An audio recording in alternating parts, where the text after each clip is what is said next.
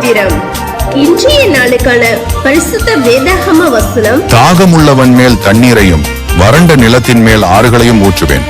உன் சந்ததியின் மேல் என் ஆவியையும் உன் சந்தானத்தின் மேல் என் ஆசீர்வாதத்தையும் ஊற்றுவேன்.